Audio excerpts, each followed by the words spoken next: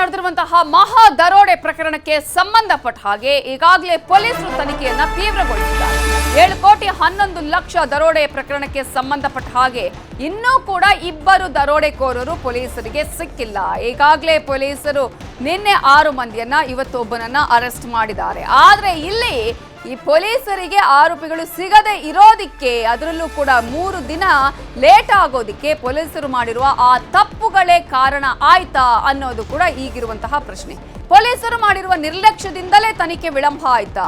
ಪೊಲೀಸರ ತನಿಖೆಯ ಪ್ಲಾನ್ ಅನ್ನ ಅರಿತಿದ್ದ ಪೇದೆ ಅಣ್ಣಪ್ಪ, ಇದಕ್ಕಾಗಿ ಪೇದೆ ಅಣ್ಣಪ್ಪ ಮಾಸ್ಟರ್ ಪ್ಲಾನ್ ಮಾಡಿ ಸ್ಕೆಚ್ ಅನ್ನು ಕೂಡ ಹಾಕಿದ್ದ. ಪೊಲೀಸರನ್ನ ಹೇಗೆ ಯಾಮಾರಿಸಬೇಕು ಅನ್ನೋದನ್ನ ಚೆನ್ನಾಗಿ ತಿಳ್ಕೊಂಡಿದ್ದ ಅಣ್ಣಪ್ಪ.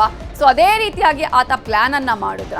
ಹಾಗಾದ್ರೆ ಎಲ್ಲೆಲ್ಲಿ ಪೊಲೀಸರು ನಿರ್ಲಕ್ಷ್ಯವನ್ನ ಮಾಡಿದ್ರು, ಎಲ್ಲೆಲ್ಲಿ ಪೊಲೀಸರು ನಿರ್ಲಕ್ಷ್ಯ ಆಗಿದ್ದರಿಂದಾಗಿ ಇಷ್ಟು ವಿಳಂಬ ಆಯ್ತು, ಬೆಂಗಳೂರು ಪೊಲೀಸರು ಮಾಡಿದ ತಪ್ಪೇನು ಅನ್ನೋದ್ರ ಬಗ್ಗೆ ಕೂಡ ನಿಮಗೆ ಡೀಟೇಲ್ ಆಗಿ ಮಾಹಿತಿಯನ್ನ ಕೊಡ್ತಾ ಹೋಗ್ತೀವಿ. ಮೊದಲನೇದಾಗಿ ಈ ಒಂದು ಪ್ರಕರಣದಲ್ಲಿ ಪೊಲೀಸರಿಗೆ ಮಾಹಿತಿ ಸಿಕ್ಕಿದ್ದು ಲೇಟ್ ಆದರೂ ಕೂಡ ಪೊಲೀಸರಿಗೆ ಕಂಟ್ರೋಲ್ ರೂಮಿಗೆ ಮಾಹಿತಿಯನ್ನು ಸಿಕ್ಕಿದ ತಕ್ಷಣ ಕೂಡ ಅದನ್ನ ಅವರು ಸೀರಿಯಸ್ ಆಗಿ ತಗೊಳ್ಳಿಲ್ಲ. ಏನೋ ಫೇಕ್ ನ್ಯೂಸ್ ಇರಬಹುದೇನೋ ಅನ್ನುವಂತಹ ರೀತಿಯಲ್ಲಿ ಸ್ವಲ್ಪ ನಿರ್ಲಕ್ಷ್ಯವನ್ನ ಮಾಡಿದ್ದು ಫಸ್ಟ್ ತಪ್ಪು ಅಂತಾನೆ ನಾವಿಲ್ಲಿ ಹೇಳಬೇಕಾಗತ್ತೆ. ಆ ನಂತರ ಯಾವ ರೀತಿಯಾಗಿ ಆ ಅಣ್ಣಪ್ಪ ಪ್ಲಾನ್ ಅನ್ನ ಮಾಡಿದ್ದ, ಪೊಲೀಸರನ್ನ ಯಾವ ರೀತಿಯಾಗಿ ಯಾಮಾರಿಸಬಹುದು ಅನ್ನೋದನ್ನ ಚೆನ್ನಾಗಿ ತಿಳಿದಂತಹ ಅಣ್ಣಪ್ಪ ಅದೇ ರೀತಿಯಾಗಿ CCTV ಇಲ್ಲದ ಕಡೆಗಳಲ್ಲಿ ಆಗಿರ್ಬೋದು, ಯಾವ್ಯಾವ ರೂಟಲ್ಲಿ ಹೋದ್ರೆ ಪೊಲೀಸರಿಗೆ ಇದು ಗೊತ್ತಾಗೋದಿಲ್ಲ, ಆ ರೀತಿಯಾಗಿ ಪ್ಲಾನ್ ಅನ್ನ ಮಾಡ್ಕೊಂಡಿದ್ದ. ಆದ್ರೆ ಫಸ್ಟ್ ಆಫ್ ಆಲ್ 1.5 ಗಂಟೆ ಮಾಹಿತಿ ಲೇಟ್ ಬಂದಿದ್ದು, ಆ ನಂತರ ಮತ್ತೆ ಪೊಲೀಸರು 1 ಗಂಟೆಗಳ ಕಾಲ ವಿಳಂಬವನ್ನ ಮಾಡಿದ್ರು. ಆಮೇಲೆ ಯಾವ ಲಿಮಿಟ್ಸ್ಗೆ ಬರುತ್ತೆ ಇದು ಅನ್ನೋದನ್ನೇ ಹೇಳೋದಕ್ಕೆ ಅಥವಾ ಆ ಒಂದು ಲಿಮಿಟ್ಸ್ನ ವಿಚಾರದಲ್ಲೂ ಕೂಡ ವಿಳಂಬ ಆಯಿತು. ಹೀಗೆ ಸಾಕಷ್ಟು ತಪ್ಪುಗಳ ಮೇಲೆ ತಪ್ಪುಗಳು ಆಗಿದ್ದರಿಂದಾಗಿಯೇ ಇಲ್ಲಿ ಪೊಲೀಸರಿಗೆ ಈ ಒಂದು ದರೋಡೆ ಪ್ರಕರಣವನ್ನ ಭೇದಿಸೋದಕ್ಕೆ 3 ದಿನಗಳ ಕಾಲ ಬೇಕಾಯಿತು. ಇದೀಗ ಪೊಲೀಸರು ಆಲ್ಮೋಸ್ಟ್ 7 ಜನರನ್ನ ಅರೆಸ್ಟ್ ಮಾಡಿದ್ದಾರೆ. ಇನ್ನೂ ಕೂಡ ಇಬ್ಬರನ್ನ ಅರೆಸ್ಟ್ ಮಾಡಬೇಕಾಗಿದೆ. ಈ ಒಂದು ಪ್ರಕರಣಕ್ಕೆ ಸಂಬಂಧಪಟ್ಟ ಹಾಗೆ ತನಿಖಾ ತಂಡಗಳು ಈಗಾಗಲೇ ತನಿಖೆಯನ್ನ ತೀವ್ರಗೊಳಿಸಿದೆ. ಯಾರು ಮಾಡಿದ್ರು, ಯಾವ ಕಾರಣಕ್ಕಾಗಿ ಮಾಡಿದ್ರು ಅನ್ನೋದನ್ನ ಗಮನಿಸ್ತಾ ಹೋಗೋದಾದ್ರೆ, ಈ ಒಂದು ಪ್ರಕರಣದಲ್ಲಿ ಹಣವನ್ನ ದರೋಡೆ ಮಾಡೋದಕ್ಕೆ 9 ಜನ ಏನು ಪ್ಲಾನ್ ಅನ್ನ ಮಾಡಿದ್ರಲ್ಲ, ಅದರಲ್ಲಿ ಇಬ್ಬರನ್ನ ನಾವು ಗಮನಿಸ್ತಾ ಹೋಗೋದಾದ್ರೆ ಝೇವಿಯರ್ ಹಾಗೇನೆ ಗೋಪಿ, ಇವರಿಬ್ರು ಕೂಡ ಇವರಿಗೆ ಕುಡಿತದ ಚಟ ಇತ್ತು. ಅಷ್ಟು ಮಾತ್ರ ಅಲ್ಲ, ಈ ಒಂದು ಜೂಜಾಟವನ್ನ ಮಾಡ್ತಾ ಇದ್ರು, ಅದಕ್ಕಾಗಿ ಸಾಲವನ್ನ ಮಾಡ್ಕೊಂಡಿದ್ರು. ಆ ಒಂದು ಸಾಲವನ್ನ ತೀರಿಸೋದಕ್ಕಾಗಿಯೇ ಅವರು ಈ ರೀತಿಯಾಗಿ ದರೋಡೆಯನ್ನ ಮಾಡುವಂತಹ ಪ್ಲಾನ್ ಅನ್ನ ಮಾಡ್ಕೊಂಡಿದ್ರು. ಅದೆಲ್ಲದರ ಹಿಂದೆ ಮಾಸ್ಟರ್ ಮೈಂಡ್ ಆಗಿ ಇದ್ದಿದ್ದು ಪೇದೆ ಅಣ್ಣಪ್ಪ ಅನ್ನೋದನ್ನ ಕೂಡ ಗಮನಿಸಬೇಕಾಗತ್ತೆ. ಜೊತೆಗೆ ಪೊಲೀಸರ ಇಲ್ಲಿ ಒಂದಷ್ಟು ಎಡವಟ್ಟುಗಳು, ತಪ್ಪುಗಳು ನಾವು ಗಮನಿಸ್ತಾ ಹೋಗೋದಾದ್ರೆ, ಕಡಲೆಕಾಯಿ ಪರೀಕ್ಷೆ ಇತ್ತು ಬಸವನಗುಡಿಯಲ್ಲಿ, ಆ ಸಂದರ್ಭದಲ್ಲಿ ಹೆಚ್ಚಿನ ಸಂಖ್ಯೆಯಲ್ಲಿ ಅಲ್ಲಿ ಪೊಲೀಸರನ್ನ ನಿಯೋಜನೆ ಮಾಡಲಾಗಿತ್ತು. ಜೊತೆಗೆ ಪೊಲೀಸರಿಗೆ ಮಾಹಿತಿಯನ್ನು ಕೊಟ್ಟರೂ ಕೂಡ ಅದು ಊಟದ ಟೈಮಲ್ಲಿ ಆ ರೀತಿಯಾಗಿ ಯಾರು ಕೂಡ ಕಂಟ್ರೋಲ್ ರೂಮ್ಗೆ ಮಾಹಿತಿ ಕೊಟ್ಟರು ಕೂಡ ಅದನ್ನ ಅವರು ಅಷ್ಟು ಸೀರಿಯಸ್ ಆಗಿ ತೆಗೆದುಕೊಳ್ಳೇ ಇಲ್ಲ ಅನ್ನೋದನ್ನ ಗಮನಿಸಬೇಕಾಗತ್ತೆ. ಕಾಕಿ ಊಟ ಮಾಡೋದ್ರಲ್ಲೇ ಬ್ಯುಸಿ ಆಗಿತ್ತು ಅನ್ನುವಂತಹ ಮಾಹಿತಿಗಳು ಕೂಡ ಈಗಾಗಲೇ ಲಭ್ಯ ಆಗ್ತಾ ಇರುವಂಥದ್ದು. ಜೊತೆಗೆ ಇದು ಯಾವುದೋ ಹುಸಿ ಕರೆ ಇರಬಹುದು, ಯಾರೋ ಈ ರೀತಿಯಾಗಿ ಸುಮ್ಮನೆ ಹೇಳ್ತಾ ಇದ್ದಾರೆ ಅನ್ನೋದನ್ನ ಕೂಡ ಪೊಲೀಸರು ಅದನ್ನ ನೆಗ್ಲೆಕ್ಟ್ ಮಾಡಿದ್ರು ಅನ್ನೋದನ್ನ ನಾವು ಗಮನಿಸಬೇಕಾಗುತ್ತೆ. ಅಷ್ಟರಲ್ಲಿ ಕರ್ನಾಟಕ ಬಿಟ್ಟು ಆಂಧ್ರಕ್ಕೆ ಎಸ್ಕೇಪ್ ಆಗಿದ್ರು ಈ ಒಂದು ದರೋಡೆಕೋರರ ತಂಡದವರು. ಇನ್ನು ಇದೇ ವಿಚಾರಕ್ಕೆ ಸಂಬಂಧಪಟ್ಟ ಹಾಗೆ ಇನ್ನಷ್ಟು ಡೀಟೇಲ್ಸ್ ಅನ್ನ ಕೊಡೋದಕ್ಕೆ ನಮ್ಮ ರಿಪೋರ್ಟರ್ ಮುನಿರಾಜ್ ನೇರ ಸಂಪರ್ಕದಲ್ಲಿ ಜಾಯ್ನ್ ಆಗಿದ್ದಾರೆ. ಮುನಿರಾಜ್, ನಾವು ಈಗಾಗಲೇ ಗಮನಿಸ್ತಾ ಇದ್ವಿ ಯಾವ ರೀತಿಯಾಗಿ ಮಾಸ್ಟರ್ ಮೈಂಡ್ ಮಾಡಿ ಈ ಒಂದು ಪ್ಲಾನ್ ಅನ್ನ ಅವರು ಎಕ್ಸಿಕ್ಯೂಟ್ ಮಾಡಿದ್ರು ತಂಡದವರು ಅನ್ನುವಂಥದ್ದು. ಅದೇ ಕಾರಣಕ್ಕಾಗಿ 3 ದಿನ ಆದರೂ ಕೂಡ ಪೊಲೀಸರಿಗೆ ಈ ಒಂದು ಮಹಾ ದರೋಡೆ ಪ್ರಕರಣವನ್ನ ಭೇದಿಸೋದಕ್ಕೆ ಸಾಧ್ಯ ಆಗಿರಲಿಲ್ಲ. ನಂತರ ಇದೀಗ ಈ ಪ್ರಕರಣವನ್ನ ಭೇದಿಸಿದ್ದಾರೆ. ಪೊಲೀಸರು ಎಲ್ಲೆಲ್ಲಿ ನಿರ್ಲಕ್ಷ್ಯವನ್ನ ಮಾಡಿದ್ರು, ಈಗ ಸದ್ಯಕ್ಕೆ ಏನೇನು ಆಗ್ತಾ ಇದೆ, ಯಾವ ರೀತಿಯಾಗಿ ತನಿಖೆ ನಡೀತಾ ಇದೆ? ನೈತಾ, ಈ ಒಂದು ಪ್ರಕರಣ ಮೊದಲಿಗೆ ದಾಖಲಾದ ಬಳಿಕ ಏನು ಈ ಒಂದು ಘಟನೆ ನಡೆದಿರುವಂಥದ್ದು DJ ಹಳ್ಳಿಯಲ್ಲಿ ಅನ್ನೋ ಒಂದು ಮಾಹಿತಿ ಮೊದಲಿಗೆ ಪೊಲೀಸರಿಗೆ ಸಿಗುತ್ತೆ. ಪೊಲೀಸರಿಗೆ ಮಾಹಿತಿ ಸಿಕ್ಕ ಕೂಡಲೇ ಪೊಲೀಸರು DJ ಹಳ್ಳಿ ವ್ಯಾಪ್ತಿಯಲ್ಲಿ ಎಲ್ಲ ಕಡೆ ಒಂದು ಶೋಧವನ್ನು ಮಾಡುವಂಥ ಕೆಲಸವನ್ನು ಕೂಡ ಮಾಡ್ತಾರೆ. ಮತ್ತೆ ಆ ಒಂದು ವಿಭಾಗದಲ್ಲಿ ಎಲ್ಲೆಲ್ಲಿ ATM ವಾಹನಗಳು ಓಡಾಡ್ತಿದ್ದಾವೆ, ಮತ್ತೆ ಯಾರ್ಯಾರು ಹಣವನ್ನು ಸರಬರಾಜು ಮಾಡ್ತಾರೆ ಅನ್ನೋ ಮಾಹಿತಿಯನ್ನು ಪಡ್ಕೊಂಡು ಅಲ್ಲಿ ಯಾವುದೇ ರೀತಿಯ ಒಂದು ಘಟನೆ ಆಗಿಲ್ಲ ಅನ್ನೋದನ್ನ ಕನ್ಫರ್ಮ್ ಮಾಡ್ಕೊಂಡ ಬಳಿಕ ಆ ನಂತರ ಮತ್ತೆ ಎಲ್ಲಾಗಿದೆ ಅನ್ನೋದ್ರ ಬಗ್ಗೆ ಮತ್ತೆ ಏನೋ ಒಂದು ದೂರು ಬರುತ್ತೆ. ಆ ಬಳಿಕ ಕೂಡಲೇ ಒಂದು ದಕ್ಷಿಣ ವಿಭಾಗದಲ್ಲಿ ಈ ರೀತಿ ಏನು ಅಶೋಕ ಪಿಲ್ಲರ್ ಬಳಿ ಒಂದು ATM ವಾಹನವನ್ನು ದರೋಡೆ ಮಾಡಿದ್ದಾರೆ ಅನ್ನೋದು ಮಾಹಿತಿ ಪೊಲೀಸರ ಕೈ ಸೇರುತ್ತೆ. ಅಷ್ಟರಲ್ಲಿ ಪೊಲೀಸರು ಅಲರ್ಟ್ ಆಗಿ ಒಂದು ವಾಹನವನ್ನು ಪತ್ತೆ ಮಾಡೋದಕ್ಕೂ ಕೂಡ ಸಾಕಷ್ಟು ಪ್ರಯತ್ನ ಪಟ್ಟಿರ್ತಾರೆ. ಆದ್ರೆ ಈ ಒಂದು ATM ವಾಹನದಲ್ಲಿದ್ದಂತ 4 ಏನಿದ್ರೆ ಸಿಬ್ಬಂದಿ, ಅವರ ಬಳಿ ಯಾವುದೇ ರೀತಿಯ ಒಂದು ಮೊಬೈಲ್ ಫೋನ್ ಕೂಡ ಇರೋದಿಲ್ಲ. ಆ ಒಂದು ಮೊಬೈಲ್ ಫೋನ್ ಅನ್ನ ಆರೋಪಿಗಳು ಕಸಿದುಕೊಂಡು ಅಲ್ಲಿಂದ ಎಸ್ಕೇಪ್ ಆದಾಗ ಅವರು ದೂರು ಕೂಡ ಕೊಡೋದಕ್ಕೆ ಸ್ವಲ್ಪ ತಡ ಆಗಿರುತ್ತೆ. ಆ ನಂತರ ನೇರವಾಗಿ ಅಲ್ಲಿಂದ ಸಿದ್ದಾಪುರ ಪೊಲೀಸ್ ಠಾಣೆ ಹತ್ತಿರದಲ್ಲಿದ್ರು ಕೂಡ ಅವರು ಸಿದ್ದಾಪುರ ಪೊಲೀಸರನ್ನ ಏನು ಭೇಟಿ ಆಗುವಂತ ಕೆಲಸವನ್ನು ಕೂಡ ಸಿಬ್ಬಂದಿ ಮಾಡಿರೋದಿಲ್ಲ. ನೇರವಾಗಿ ಅವರು CMS ಸಿಬ್ಬಂದಿಯನ್ನ ಪೊಲೀಸರನ್ನ ಕಾಂಟ್ಯಾಕ್ಟ್ ಮಾಡಿ ಈ ರೀತಿ ಹಣ ದರೋಡೆ ಆಗಿದೆ ಅನ್ನೋದು ಮಾಹಿತಿಯನ್ನ ಕೊಡ್ತಾರೆ. ಆ ಬಳಿಕ ಅವರು ಎಷ್ಟು ಹೋಗಿದೆ ಮತ್ತೆ ಎಷ್ಟೊತ್ತಿಗೆ ಆಯ್ತು ಅನ್ನೋದ್ರ ಬಗ್ಗೆ ದೂರು ಕೊಡೋದಕ್ಕೂ ಸ್ವಲ್ಪ ಏನು ತಡವನ್ನ ಮಾಡಿರೋದ್ರಿಂದ ಈ ಒಂದು ಘಟನೆ ಕೂಡ ಏನು ಸ್ವಲ್ಪ ಡಿಲೇ ಆಯ್ತು ಅನ್ನೋದು ವಿಚಾರ ಕೂಡ ಬೆಳಕಿಗೆ ಬರ್ತಾ ಇರೋದು. ಅಂದ್ರೆ ಸುಮಾರು 1 ಗಂಟೆ 20 ನಿಮಿಷಗಳ ಕಾಲ ಒಂದು ತಡ ಆಗಿದ್ರಿಂದ ಈ ಒಂದು ಪ್ರಕರಣವನ್ನ ಬೇಯಿಸೋದಕ್ಕೂ ಕೂಡ ಸ್ವಲ್ಪ ಪೊಲೀಸರಿಗೆ ಹಿನ್ನಡೆ ಆಯ್ತು ಅಂತ ಹೇಳ್ಬೇಕಾಗುತ್ತೆ. ಯಾಕಂದ್ರೆ ಅಷ್ಟರಲ್ಲಿ ಆರೋಪಿಗಳು ಬೆಂಗಳೂರನ್ನ ದಾಟಿ ಏನು ಬೆಂಗಳೂರು ಹೊರಭಾಗವನ್ನ ಸೇರ್ಕೊಂಡಿರ್ತಾರೆ. ನಂತರ ಹೆದ್ದಾರಿಯನ್ನು ತಲುಪಿದ ಬಳಿಕ ಅವರು ನೇರವಾಗಿ ಸಿಸಿಟಿವಿ ದೃಶ್ಯಗಳು ಮತ್ತೆ ಟೋಲ್ ಅನ್ನು ಅವಾಯ್ಡ್ ಮಾಡಿ ನೇರವಾಗಿ ಚಿತ್ತೂರನ್ನು ಕೂಡ ಅವರು ತಲುಪಿರೋದು. ಅದರಿಂದ ಆ 1 ಗಂಟೆ 20 ನಿಮಿಷ ಸಮಯ ಏನಿದೆ ಅದು ತುಂಬಾ ಮುಖ್ಯವಾಗಿರುತ್ತೆ. ಆದ್ರೆ ಅದೇ ಸಮಯದಲ್ಲಿ ಪೊಲೀಸರಿಗೆ ಮಾಹಿತಿ ಕೊರತೆ ಆಗುತ್ತೆ. ಮತ್ತೆ ಒಂದ್ ಕಡೆ ಏನು ಸಿಬ್ಬಂದಿ ಕೂಡ ಒಂದ್ ಸ್ವಲ್ಪ ಪೊಲೀಸರನ್ನ ರೀಚ್ ಮಾಡೋದು ಕೂಡ ತಡ ಮಾಡಿರ್ತಾರೆ. ಈ ಎಲ್ಲ ಒಂದು ಬೆಳವಣಿಗೆಯಿಂದ ಈ ಒಂದು ಅಡ್ಡಿ ಆಯ್ತು ಅನ್ನೋದು ವಿಚಾರ ಕೂಡ ಈಗ ಗೊತ್ತಾಗಿರೋದು.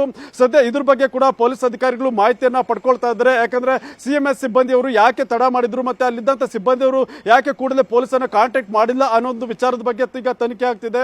ಇನ್ನು ಉಳಿದಂತೆ ಈ ಒಂದು ಪ್ರಕರಣಕ್ಕೆ ಸಂಬಂಧಪಟ್ಟಂತೆ ಈಗಲೂ ಕೂಡ ಏನು 7 ಜನ ಅರೆಸ್ಟ್ ಆಗಿದ್ದಾರೆ. ಅವರನ್ನ ಈಗ ವಿಚಾರಣೆ ಮಾಡಿ ಈ ಒಂದು ದರೋಡೆ ಬಗ್ಗೆ ಒಂದು ಹೆಚ್ಚಿನ ಮಾಹಿತಿ ಕಲೆ ಹಾಕುವಂತ ಕೆಲಸವನ್ನ ಈಗ ಸಿದ್ದಾಪುರ ಪೊಲೀಸ್ ಠಾಣೆಯಲ್ಲಿ ಕೂಡ ನಡೀತಾ ಇದೆ.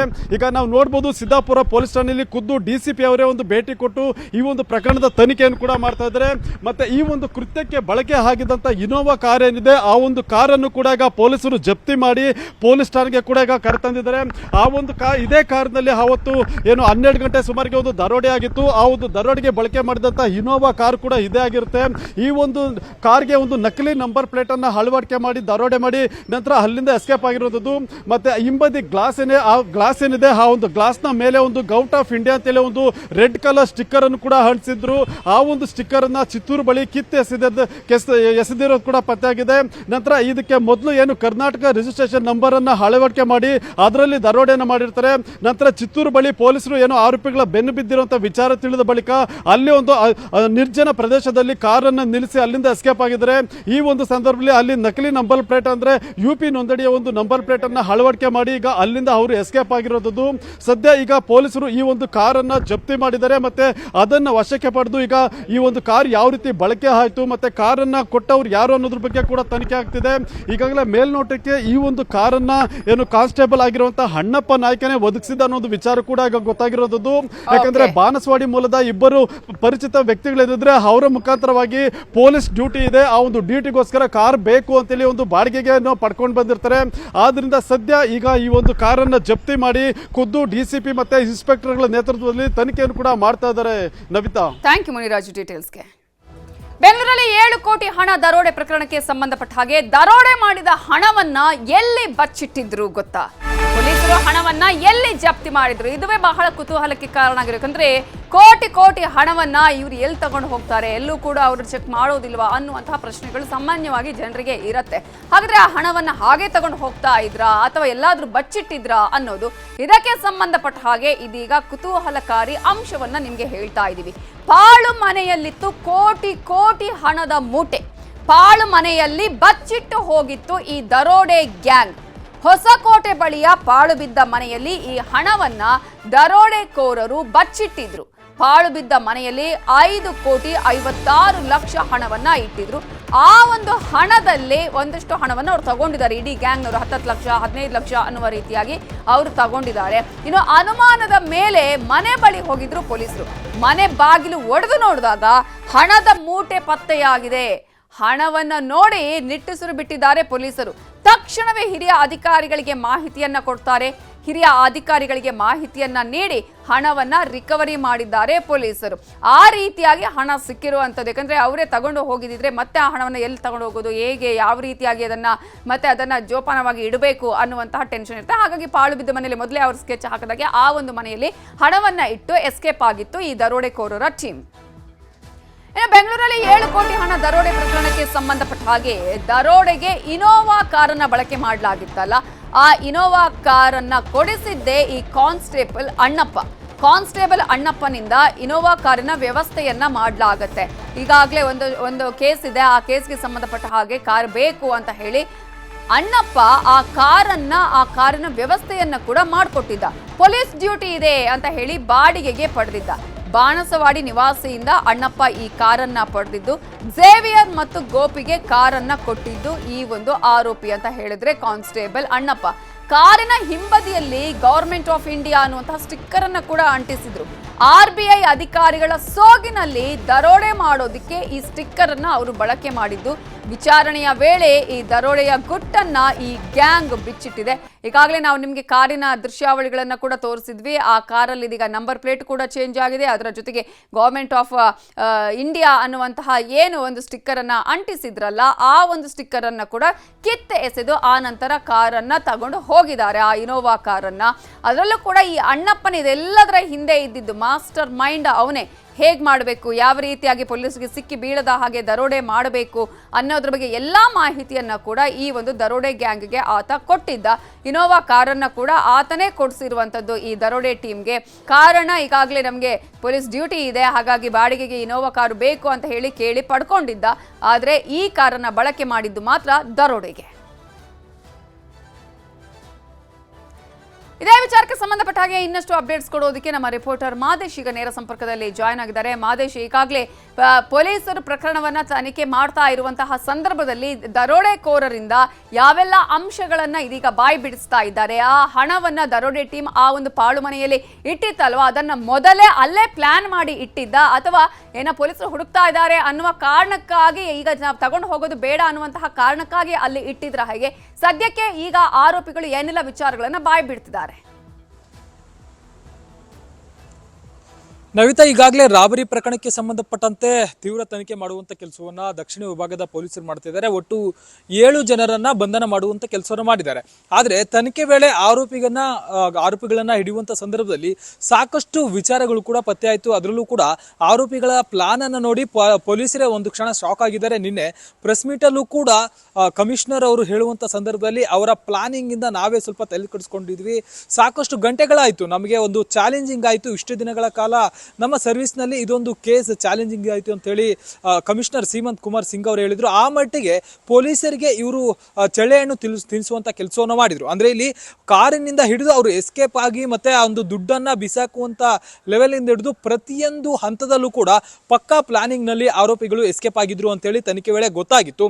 ಮೊದಲ ಹಂತದಲ್ಲಿ ಇವರು ಇನೋವಾ ಕಾರನ್ನ ಗವರ್ಮೆಂಟ್ ಆಫ್ ಇಂಡಿಯಾ ಅಂತ ಹೇಳಿ ಸ್ಟಿಕ್ಕರ್ ಅನ್ನ ಹಾಕೊಂಡು, ಅಂದ್ರೆ ಇವರು RBI ಅಧಿಕಾರಿಗಳು ಅಂತ ಹೇಳಿ ಹೋಗ್ಬೇಕಲ್ಲ, ಆ ಒಂದು ಸಂದರ್ಭದಲ್ಲಿ ನಂಬಿಸಬೇಕು ಅವರನ್ನ, ಅಂದ್ರೆ CMS ಸಿಬ್ಬಂದಿಯನ್ನ ಯಾರು ಅಮೌಂಟ್ ಅನ್ನ ಅಂದ್ರೆ ಕ್ಯಾಶ್ ಅನ್ನ ಒಂದು ವಾಹನದಲ್ಲಿ ವ್ಯಾನ್ ನಲ್ಲಿ ತೆಗೆದುಕೊಂಡು ಹೋಗ್ತಿರ್ತಾರೋ ಅವರನ್ನ ನಂಬಿಸ್ಬೇಕಂತೇಳಿ ಗವರ್ನಮೆಂಟ್ ಆಫ್ ಇಂಡಿಯಾ ಅಂತೇಳಿ ಸ್ಟಿಕ್ಕರ್ ಅನ್ನ ಅಟ್ಸ್ಕೊಂಡು ಹೋಗ್ತಾರೆ. ಅದಾದ್ಮೇಲೆ ಹೋದಂತ ಸಂದರ್ಭದಲ್ಲಿ ಯಾವಾಗ 7,11,00,000 ರಾಬರಿ ಮಾಡ್ಕೊಂಡು ಎಸ್ಕೇಪ್ ಆಗಿರ್ತಾರಲ್ಲ, ಹೊಸಕೋಟೆ ಕಡೆ ಹೋದಂತ ಸಂದರ್ಭದಲ್ಲಿ ಅಲ್ಲಿರುವಂತ ಕೆರೆ ದಂಡೆ ಬಳಿ ಹೋಗಿ ಅಲ್ಲಿ ಆ ಒಂದು ಸ್ಟಿಕ್ಕರ್ ಅನ್ನ ಕಿತ್ತಿ ಹಾಕಿ ಮತ್ತೊಂದು ಯುಪಿ ಮೂಲದ ಯುಪಿ ನಂಬರ್ ಪ್ಲೇಟ್ ಅನ್ನ ಬಳಸಿ ನಂತರ ಅಲ್ಲಿಂದ ಬೇರೆ ಕಡೆ ಅವರು ಎಸ್ಕೇಪ್ ಆಗಿದ್ರು. ಅದರಲ್ಲೂ ಕೂಡ ಚಿತ್ತೂರಿನ ಬಳಿಯ ಒಂದು ಕಾಡಿನ ಬಳಿ ಎಸ್ಕೇಪ್ ಆಗಿದ್ರು ಅನ್ನೋದು ಗೊತ್ತಾಗುತ್ತೆ. ಆದ್ರೆ ಆ ಒಂದು ಸಂದರ್ಭದಲ್ಲಿ ಪೊಲೀಸರು ಇವರ ಬೆನ್ನಿಂದ ಬರ್ತಿದ್ದಾರೆ, ಇವರನ್ನ ಹುಡುಕಾಟ ಮಾಡ್ತಾರೆ ಅನ್ನೋಂಥದ್ದು ಕೂಡ ಪೊಲೀಸರಿಗೆ ಒಂದು ಅಂದಾಜು ಮಾಡುವಂತ ಕೆಲಸವನ್ನ ಆರೋಪಿಗಳು ಮಾಡಿದ್ರು. ಈ ಒಂದು ಸಂದರ್ಭದಲ್ಲಿ ನಮ್ಮನ್ನೇನಾದ್ರೂ ಹಿಡಿದ್ರೆ ದುಡ್ಡು ಕೂಡ ಅವರಿಗೆ ಸಿಗಬಾರದು ಅನ್ನುವಂತ ನಿಟ್ಟಿನಲ್ಲಿ ಹೊಸಕೋಟೆ ಬಳಿ ಇರುವಂತ ಒಂದು ಪಾಳು ಮನೆಯಲ್ಲಿ ಅವರು ಆ ಒಂದು ದುಡ್ಡನ್ನ ಇಟ್ಟು ಹೋಗುವಂತ ಕೆಲಸವನ್ನು ಮಾಡ್ತಾರೆ. ಅಂದ್ರೆ ಪ್ರೀ ಪ್ಲಾನ್ಡ್ ಆಗಿ ಒಂದಷ್ಟು ದಿನಗಳ ಕಾಲ ಇವರು ಒಂದು ಕೃತ್ಯವನ್ನ ಎಸಗೋದಕ್ಕೆ ಸಾಕಷ್ಟು ಪ್ಲಾನಿಂಗ್ ಎಲ್ಲ ಮಾಡ್ಕೊಂಡಿದ್ರು. ಅಂದ್ರೆ ಸುಮಾರು 3 ತಿಂಗಳುಗಳ ಕಾಲ ಪ್ರತಿಯೊಂದನ್ನು ಕೂಡ ಇವರು ಪ್ರತಿಯೊಂದು ಹಂತದಲ್ಲೂ ಕೂಡ ನೀಟಾಗಿ ಪ್ಲಾನಿಂಗ್ ಅನ್ನ ಮಾಡ್ಕೊಂಡಿದ್ರು ಅಂತ ಹೇಳಿ ನಿನ್ನೆ ಕಮಿಷನರ್ ಸೀಮಂತ್ ಕುಮಾರ್ ಸಿಂಗ್ ಅವರೇ ಹೇಳ್ತಿದ್ರು. ಅಂದ್ರೆ ಯಾವ ರೀತಿ ಈ ಒಂದು ದರೋಡೆ ಮಾಡಬೇಕು, ದರೋಡೆ ಆದ್ಮೇಲೂ ಕೂಡ ಯಾವ ರೀತಿ ನಾವು ಎಸ್ಕೇಪ್ ಆಗಬೇಕು, ಪೊಲೀಸರಿಗೆ ಈಸಿಯಾಗಿ ಸಿಗಬಾರ್ದು, ಜೊತೆಗೆ ನಾವು ಸಿಕ್ಕರು ಕೂಡ ಆ ಒಂದು ಹಣ ಕೂಡ ಸಿಗಬಾರ್ದು ಅನ್ನೋಂತ ನಿಟ್ಟಿನಲ್ಲಿ ಆರೋಪಿಗಳು ಪಕ್ಕಾ ಪ್ಲಾನ್ ಮಾಡ್ಕೊಂಡಿದ್ರು. ಅದರಂತೆ ಹೊಸಕೋಟೆ ಬಳಿ ಇರುವಂತ ಒಂದು ಪಾಳು ಬಿದ್ದ ಮನೆಯಲ್ಲಿ ಮೊದಲು ದುಡ್ಡನ್ನ ಇಡ್ತಾರೆ. ಕಂಪ್ಲೀಟ್ ಆಗಿ ಆಲ್ಮೋಸ್ಟ್ 5.5 ಕೋಟಿ ಹಣವನ್ನ ಅಲ್ಲೇ ಇಡ್ತಾರೆ. ಮಿಕ್ಕಿದ್ದ ದುಡ್ಡನ್ನ ಒಂದಷ್ಟು ಜನ ಹಂಚಿಕೊಂಡು, ಅಂದ್ರೆ ಬೇರೆ ಕಡೆ ಓಡೋದಕ್ಕಾಗಿರ್ಬೋದು, ಅವರ ಖರ್ಚುಗಳಿಗಾಗಿರಬೇಕು ಅಂತೇಳಿ ಮಿಕ್ಕಿದ್ದ ಹಣವನ್ನ ಇವರೆಲ್ಲರೂ ಕೂಡ ಹಂಚ್ಕೊಂಡು ನೇರವಾಗಿ ಅಲ್ಲಿಂದ ಕಾಡೊಂದರ ಕಡೆ ಹೋಗಿದ್ರು ಅನ್ನೋಂಥದ್ದು ಮಾಹಿತಿ ಗೊತ್ತಾಗಿದೆ. ಸದ್ಯಕ್ಕೆ ತನಿಖೆ ವೇಳೆ ಎಲ್ಲವೂ ಕೂಡ ಪತ್ತೆಯಾಗಿದೆ. ಆರೋಪಿಗಳ ಟ್ರಾವೆಲ್ ಹಿಸ್ಟ್ರಿಯನ್ನ ಈಗಾಗಲೇ ಕಲೆ ಹಾಕಿ ಅದನ್ನ ಮಾನಿಟರ್ ಮಾಡುವಂತ ಕೆಲಸವನ್ನು ಮಾಡ್ತಿದ್ದಾರೆ. ಉಳಿದ ಮತ್ತೋರ್ವ ಆರೋಪಿಗಾಗಿ ತನಿಖೆ ಮಾಡುವಂತ ಕೆಲಸವನ್ನು ಮಾಡ್ತಿದ್ದಾರೆ. ದಿನೇಶ್ ಅನ್ನುವಂತ ಮತ್ತೋರ್ವ ಆರೋಪಿ ತಪ್ಪಿಸ್ಕೊಂಡಿದ್ದಾನೆ. ಈಗಾಗಲೇ 7 ಜನರನ್ನ ಏನ್ ಬಂಧಿಸಿದ್ದಾರೆ ಪೊಲೀಸರು, ಅವರನ್ನ ತೀವ್ರ ವಿಚಾರಣೆ ಮಾಡುವಂತ ಕೆಲಸವನ್ನ ಪೊಲೀಸರು ಮಾಡ್ತಿದ್ದಾರೆ. ಈ ಒಂದು ತನಿಖೆ ವೇಳೆ ಸಾಕಷ್ಟು ಚಾಲೆಂಜಿಂಗ್ ಗಳು ಆಗಿತ್ತು ಅಂತೇಳಿ ಈಗಾಗಲೇ ಪೊಲೀಸರು ಹೇಳಿದ್ದಾರೆ. ಇನ್ನೂ ಕೂಡ ಒಂದಷ್ಟು ಚಾಲೆಂಜ್ ಬಾಕಿ ಇದೆ. ಜೊತೆಗೆ ಇನ್ನೂ ಕೂಡ ಒಂದಷ್ಟು 65 ಲಕ್ಷದಷ್ಟು ಹಣವನ್ನು ಕೂಡ ರಿಕವರಿ ಮಾಡುವಂತ ಕೆಲಸವನ್ನ ಮಾಡಬೇಕಾಗಿದೆ. ಸದ್ಯಕ್ಕೆ ತನಿಖೆಯನ್ನ ಪೊಲೀಸರು ಮುಂದುವರಿಸಿದ್ದಾರೆ. ಮತ್ತೋರ್ವ ಆರೋಪಿಗಾಗಿ ಹುಡುಕಾಟ ಮುಂದುವರೆದಿದೆ. ಮತ್ತೆ 7 ಜನರನ್ನು ಕೂಡ ಬಂಧಿಸುವಂತ ಕೆಲಸ ಏನಾಗಿದೆ, ಅವರನ್ನ ಕಸ್ಟಡಿಗೆ ಪಡೆದು ದಕ್ಷಿಣ ವಿಭಾಗದ DCP ನೇತೃತ್ವದಲ್ಲಿ ಈಗ ಅವರನ್ನ ವಿಚಾರಣೆ ಮಾಡುವಂತ ಕೆಲಸ ಕೂಡ ಆಗ್ತಿದೆ. Navita, okay, thank you Madesh ಡೀಟೇಲ್ಸ್ಗೆ.